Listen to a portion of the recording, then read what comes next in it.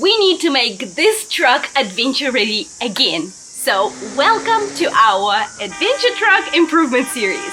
So let me do the honors and introduce you to our third baby. Her name is Mishka, which means baby bear in Russian. We got her back in 2013, and over the past 10 years it took us all over New Zealand. We did 2 massive South Island tours, one in 2017 where we spent 4 weeks touring the South Island of New Zealand, and we did another tour the following year in 2018 where we spent 6 weeks traveling all over the South Island of New Zealand. Honestly, we have the best memories traveling in this truck. Over the years we did dozens of mini camping trips all over North Island of New Zealand because we are based in Auckland. It's just much easier to travel in the North Island for us. Back in 2013, when we first got the truck, we did get quite a bit of work done on it. I don't know exactly what's been done, so I'm going to ask my husband to clarify it for you. As far as I know, we replaced some seals, there was a bit of work was done on the brake, but once again, my husband will tell you all about it. After that initial work's been done, we did a couple of projects in the middle of it all, but it served us well for an entire decade. And now, since it's been 10 years, the truck deserves some love and attention once again. So we thought, why not document the entire process so that you can join us, and if you are into four-wheel drive touring or just want to get outdoors more and get into camping, you might want to tune in into the series. Volkan, I need your help. With what? Can you please tell me what work did we do on the truck back in 2013 when we first got it? Was an old man that bought the truck brand new, so pretty much the second owners of this car, right? So he bought it in 1982. So this is a 1982 model, which is 42 years old. 42 so years old. Car, truck, four-wheel drive. People call it all sort of things. So it was in okay shape when we got it. We got it in Wellington. Main thing that we did on it was the brakes. It literally had no brakes when we got it, so we were like pressing the brake pedal and it would go all the way in and just wouldn't stop. So we had it shipped here, and with my family we did some work on it with my dad and my brothers. Yeah, took it to the mechanic, got a whole lot of work done on it, and also the registration was lapsed, right, which means that it wasn't road legal to drive on the road, so we had to get everything in order to make it safe enough to get it recertified. So we've done that. That was all between 2013 and 2014. Over the years, until we did our big trips to South Island, we've done quite a few modifications to it. We've changed the tires, because in the past it had those really skinny old school tires, were really uncomfortable and also loud, you know, big treads on it which used to make a lot of rolling noise in the cabin. So we changed the tires. We've changed the suspension, which made a big difference. I remember that project. Yeah. So yeah, you helped me with it. Yeah. So yeah, we changed the springs, the shocks, and all lot. Luckily, engine-wise, there wasn't a lot of to do on it, rather than just servicing. What else did we do on it? We've done some rust work on it. After that, we've set up our camping setup on it. So we had the rooftop tent, the roof racks on it. We've done the drawer system. That was a good project that we did, right?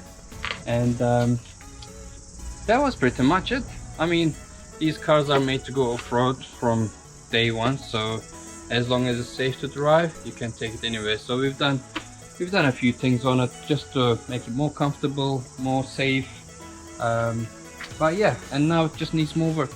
Yeah, it's a never-ending process. But it did serve us for a decade. It served us well, yeah. The number one thing was it never sort of left us stranded in the middle of nowhere, right? It always got us back home, which is the main thing with Toyotas. They always get you back home, as opposed to the European cars. Yeah, and it's very fun to drive. It's quite hard to drive. It's quite uncomfortable, quite noisy, and quite rough. You know, your back hurts. Not very comfortable seats inside, which will show in a minute. So it's got manual steering, so it's like driving a tractor. and brakes are really hard, clutch is really hard. But you get used to that. You get used to that. But to be honest, would you have it any other way? No, that all adds to the experience, right? Like as soon as you get onto it, it's like you're sitting in a truck. Like you're cruising down the road, you know, rolling around, there's a play in the steering. It's like, as soon as you get on it, it's like you're going to an adventure, right? It just gives you that vibe, like you're going somewhere. Even if it's just down the road, it feels like you're going somewhere special with it. And it's a big head turner, this car. I don't know because if it's the color or the shape. Everyone watches it wherever you go, especially the kids, they love it. Because it's like those little Tonka toy cars. They just love it. And so yeah, that's the reason we want to keep it rather than buying something newer, more comfortable, and also boring. So who wants boring, right? So we want to stick with something more interesting, and yeah, has a character to it. So that's what we've done to it. And yeah, now we got another project in our hands, which we'll run through shortly in these series. Okay. Cool. Thank you so much. Okay. Let me tell you a bit about our old camping setup. It was a comfy one.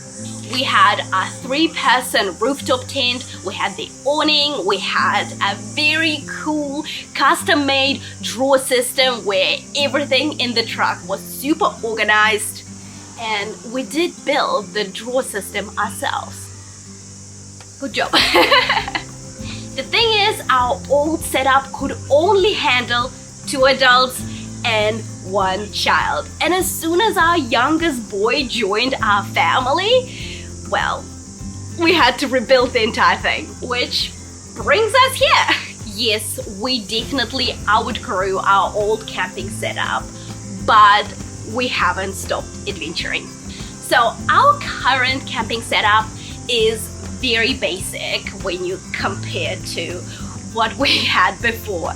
We use ground tents with very basic sleep system. We don't have the drawers. We have to rely on boxes and bags and just the amount of space that we have. We make it work, but I'm not gonna lie, our current setup does get on my nerves just a little bit, especially when I just compare to what we had before. But the show must go on because, to be honest with you, I would rather be out there in the nature, adventuring, creating lasting memories with my family with the basic camping setup rather than just waiting for the perfect one. Because the time goes on regardless. So I would rather make every opportunity count, get out there, have some fun with my family, use what I have, and make it work as we work towards something better. We are on a budget. That's why we are getting all of this done in stages, one step at a time. Let me walk you through the current condition of the truck. We removed and sold our old rooftop tent. We actually purchased it secondhand for $400. It was actually such an amazing deal back in the day, and it served us well for years. I'm not sure how much we sold it for, but I think we got our money back. When we got it, camping in rooftop tents was not very common in New Zealand. It was very rare that we saw somebody else camping in the rooftop tent. These days, it's much more common, so it was very easy for us to sell the tent. We also sold our awning just because we would love to have a bigger one. And we removed our drawers and cubbies and put them into storage. We decided to keep them because we might just adapt them to fit the new camping setup, but we're not sure at this point. We got our back seat, which will go right here, and we actually bought it 2 years ago and it's been sitting in the storage ever since, just waiting for its moment to shine. We also got a new rooftop tent that is much bigger than what we had before, and I couldn't be happy about it because they just don't make them this big anymore. So I have no doubt it will comfortably fit all 4 of us.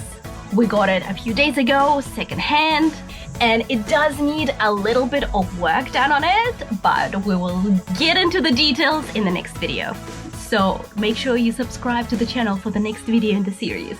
At this point, we are prioritizing the repairs. We need to make sure the truck is legal to drive on the road. But once the major repairs are done, like rust repairs, the back seat is installed and certified, the rooftop tent is adventure ready and is on the roof of the car, and that's when we can get back out on the road in our beloved adventure truck. And of course, we need to sort out our new storage system, because as soon as the back seat goes in the truck, we are gonna have a storage problem. It will literally take almost all of the space at the back.